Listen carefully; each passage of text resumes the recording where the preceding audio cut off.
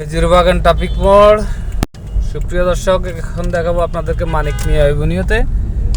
এই যে আছি, যাবো ধানমন্ডি। সামনে নেম ভবনগুলো আছে, এখানে সংসদ সদস্যরা থাকেন।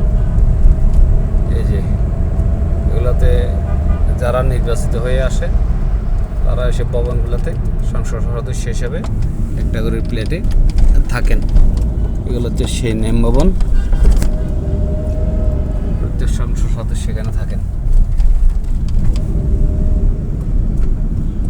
আর ঠিক অপোজিটে হচ্ছে সেই জাতীয় সংসদ ভবন। জাতীয় সংসদ ভবন দেখাইতে পারতেছি না, খুব জোরে টেনতেছে গাড়িটা।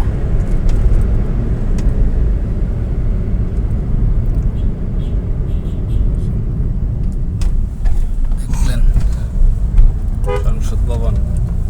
এই নাম ভবন এগুলোতে আপনার সংসদ সদস্যরা থাকে। এই সংসদ সদস্য ভবন লেখা আছে মানিক মিয়া এভিনিউ, ঢাকা।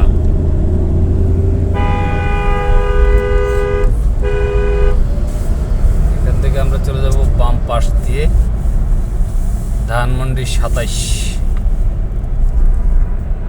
আজকে আবার এই ভিডিওতে সম্ভবত দেখাতে পারি যে 32 নম্বরে আসলে কি ঘটছে এই গত বুধবার রাত থেকে। সে পর্যন্ত আপনারা একটু অপেক্ষা থাকুন, ভিডিওটা এখানে আর বাড়াইতে চাইতেছি না। ধানমন্ডি 27 সেই ঐতিহাসিক রাফা প্লাজা, খুব নামকরা একটা শপিং সেন্টার। এই সামনে হচ্ছে 32, ধানমন্ডি 32 বঙ্গবন্ধুর বাড়ি। একটু স্লো যাও। এই যে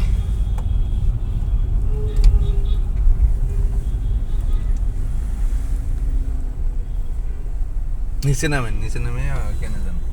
এটা হচ্ছে মেন রাস্তার পাশেরটা 32-এর বাড়ি। আগুন ধরা গেলে দেখান।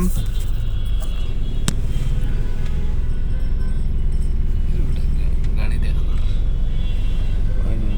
আগুন এই দরজাটাতে শেখা লাগছে।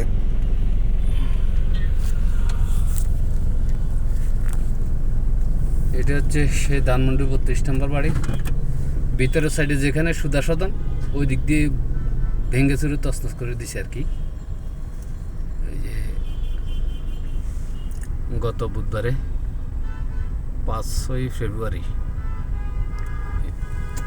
দ্বিতীয় দফার মতন এখানে আপনার ভাঙ্গাচুরা সংগঠিত হয়।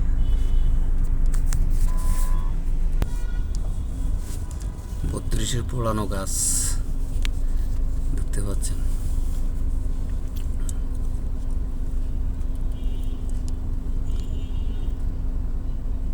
বাঙালিদের আবেগের জায়গা ছিল এক সময়।